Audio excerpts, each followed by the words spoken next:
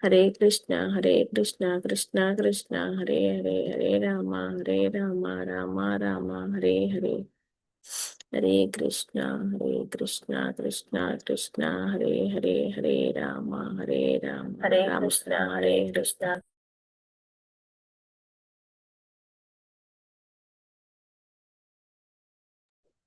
Hare Krishna, good morning. Thank you for joining. Thanks for the beautiful chanting. We'll continue reading the sloka, few lokas, peace slokas from Śrī Vṛndāvana Mahimamrita by Srila Prabodhananda Saraswati. This is from the Second Śataka, sloka number 51.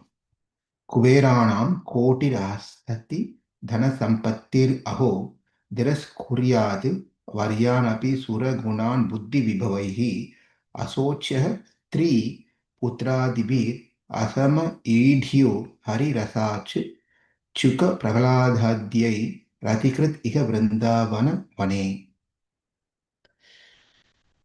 Persons who have developed attachment for Vṛndāvana.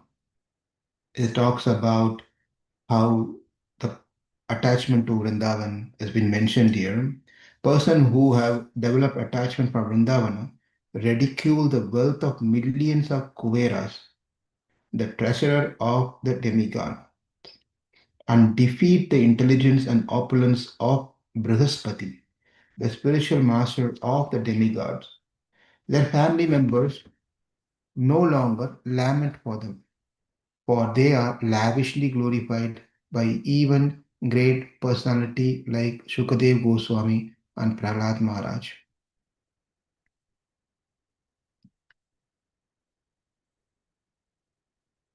So, in other words, anyone who takes shelter at Vrindavan, they are not worried about anything else because they are fully under the custody of Radharani.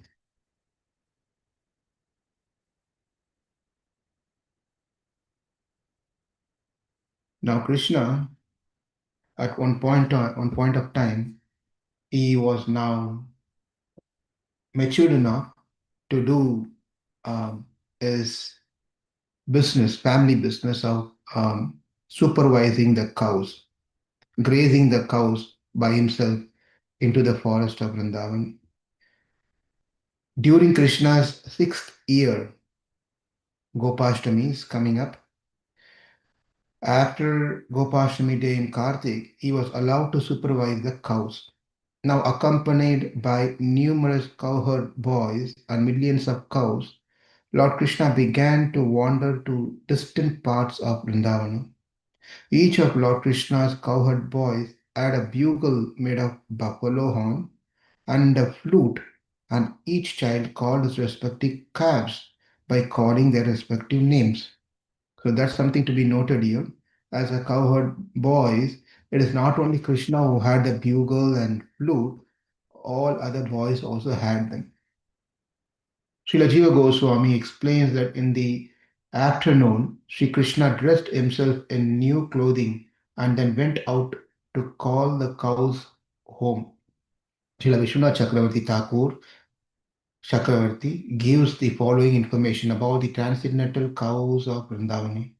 For each of the 4 colors of cows, white, red, black, and yellow, there are 25 subdivisions, making a total of 100 colors. And such qualities is as being colored like sandalwood pulp, tilak, speckled, and or having a head shape like mridanga drum, create 8 further groups. To count these 108 groups of cows, distinguished by color and form, Krishna is using a string of 108 jewel beads. Krishna rests his arm on a friend's shoulder and happily counts the Surabhi cows on the abacus of his jewel necklace. Thus, when Krishna called out, hey, thus when Krishna calls out,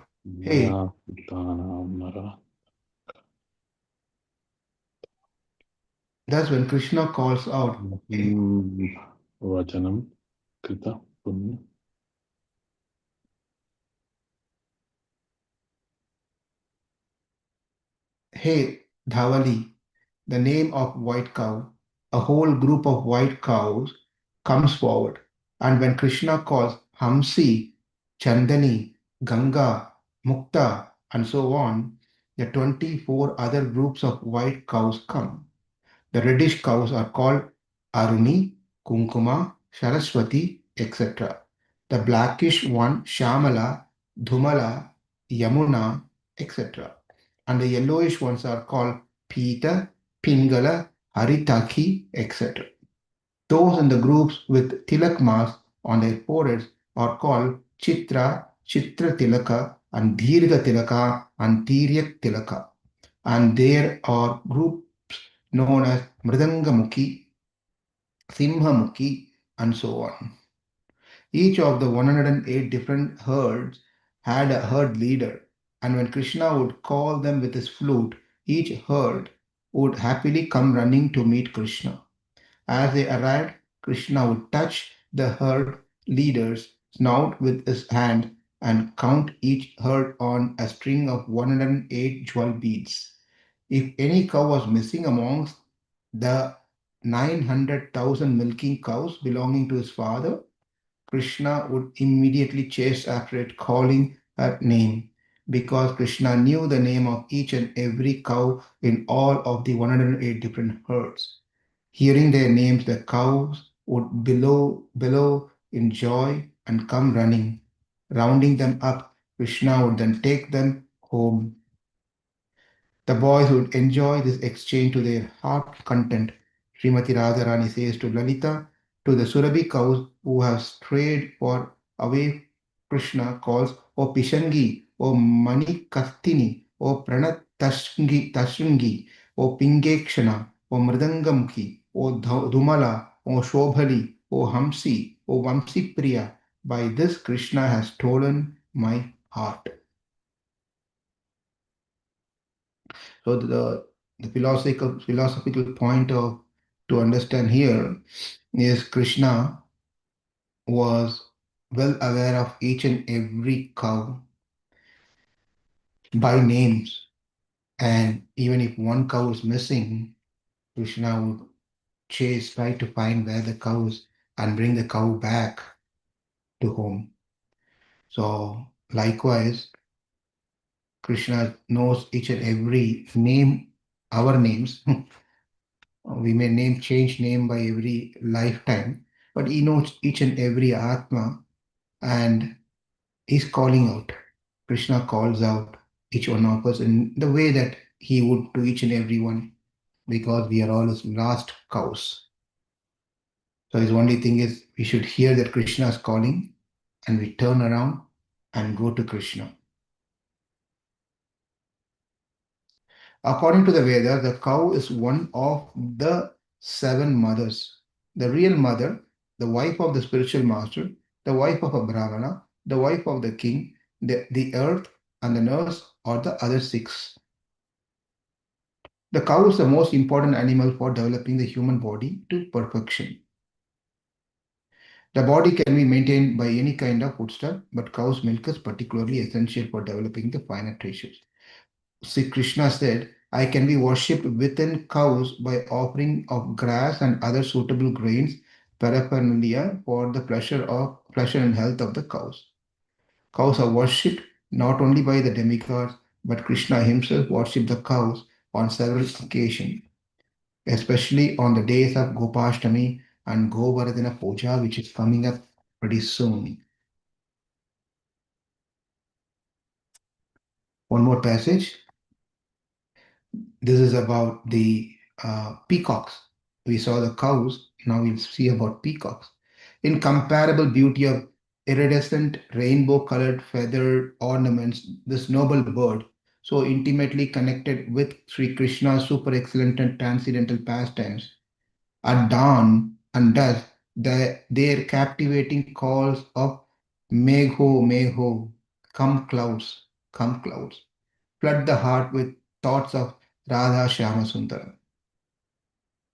Vrindavan is full of peacocks. Kujat Kokila Hamsa Sarasa Ghana Kirne Mayura Kule. The Vrindavana forest is always full of cuckoos, ducks, swans, peacocks, cranes, and also monkeys, bulls, and cows. Their abandoned presence in Vṛndāvana is so colorful, reminder of Krishna, and for some devotees, a source of ecstasy. Sri Mukunda Dasa, a professional doctor and an intimate associate of Sri Chaitanya Mahaprabhu, was once giving medical advice to the local Muslim king. While Mukunda sat with the king, a servant began waving a large peacock fan. The sight of the peacock feathers overwhelmed Sri Mukunda Dasa with ecstatic memories of Sri Krishna's pastimes, and he fainted.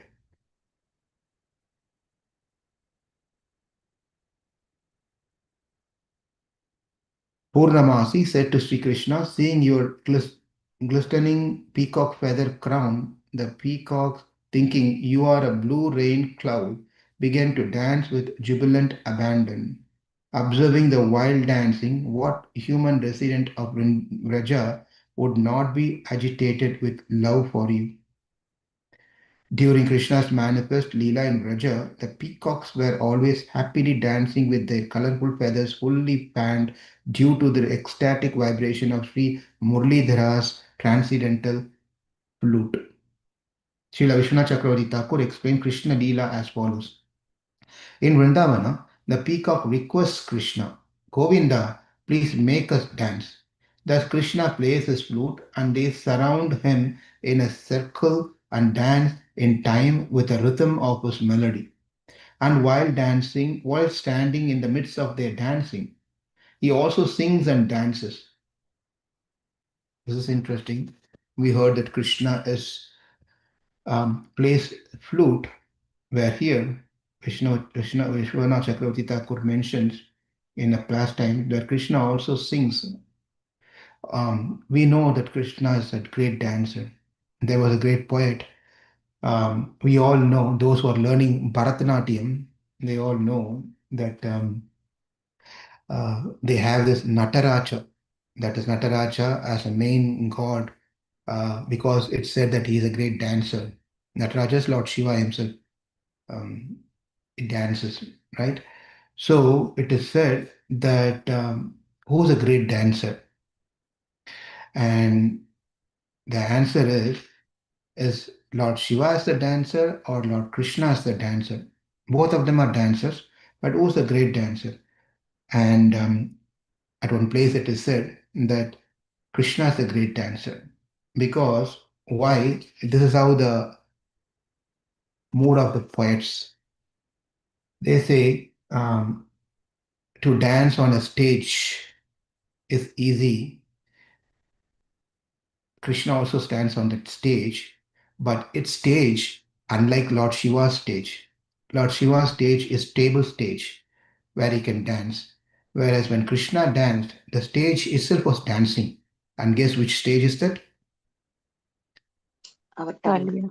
Kalia. Thank you. Kalia. So who can be a great dancer when they are dancing, the stage started dancing? It's so difficult to dance when the stage is dancing. And Krishna danced on the dancing stage. Therefore, who can be a great dancer than Krishna himself? Krishna is a great dancer.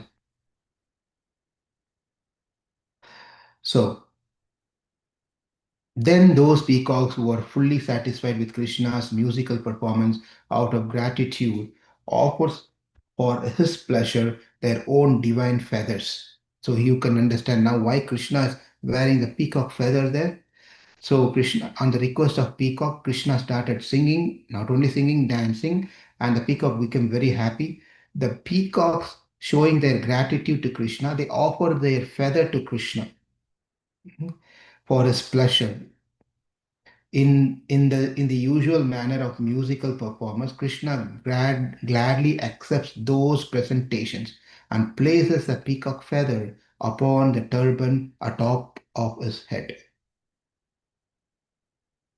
Another philosophical point that we should know, this is one thing, that how the peacock were giving gifts to Krishna by offering their feather to Krishna. That's one thing.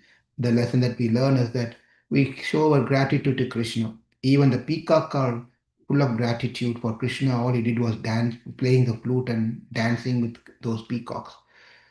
So they showed their gratitude by offering whatever they have in their hand.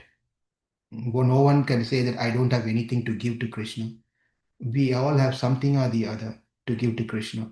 So we should give the best and the maximum that we have in our possession.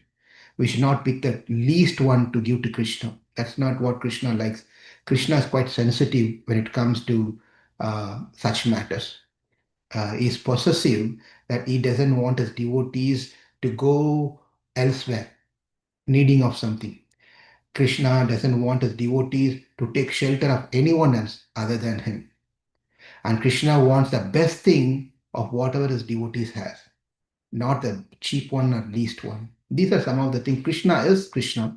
We cannot change him. It's only we have to change to according to Krishna's program.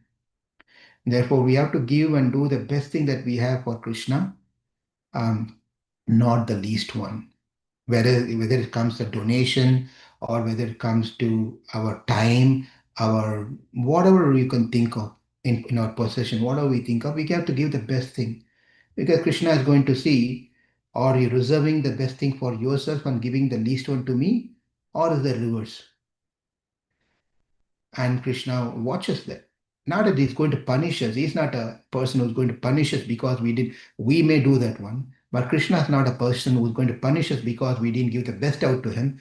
He's going to be little dissatisfied. That's all. When Krishna is little dissatisfied, then we should know how our life is going to be. Right? So we should also be careful in that sense. We don't want to make Krishna dissatisfied. Let's make Krishna happy. And the way that you're getting an opportunity to serve Krishna in all those different ways, especially now for us, is a great opportunity. Now that this project is going on for the new temple, great opportunity. The best thing that we can do, whatever the way that we can, to give the best thing to Krishna. We have to come forward. Each one of us take responsibility. Like a cow comes forward, like this peacock comes forward. We come forward to Krishna. You've done more than what I would have imagined in my life. I want to give you something. I'll give you this person as an offering to you. Bring one person to Krishna, closer to Krishna, and tell that Krishna, here's another person I brought to you. Here's something that I can give it to you. So something that's very important that we all have to think. And another philosophical point is that when we see the peacock feather on the head of on the turban of Krishna, we should also understand that peacock feather represents a very important point, that we are all part and parcel of Krishna. House of peacock feather is teaching us a message that we are part and parcel of Krishna. Peacock, when it sees a beautiful mega, the monsoon clouds, it opens up its feathers, and then after some time, happily dancing and walking around, it closes the feather and kid takes it into it. Same thing Krishna does. When we see the peacock feather, we should understand that Krishna creates and Krishna maintains and Krishna completely annihilates things. We are all part and parcel of Krishna. Like how the feather is part and parcel of that peacock, it comes into existence at one point of time, it get unmanifested. The entire Prakriti and creation comes into an existence, including then we also come into existence. During the annihilation, we all go back to Krishna. That's another philosophical point when we see peacock feather. Second lesson to understand is that we are all part and parcel of Krishna. The first lesson is having gratitude. Second lesson is understanding we are all part and parcel of Krishna. Thank you all very much for joining this morning. Wish you a wonderful day. We'll all continue chanting now.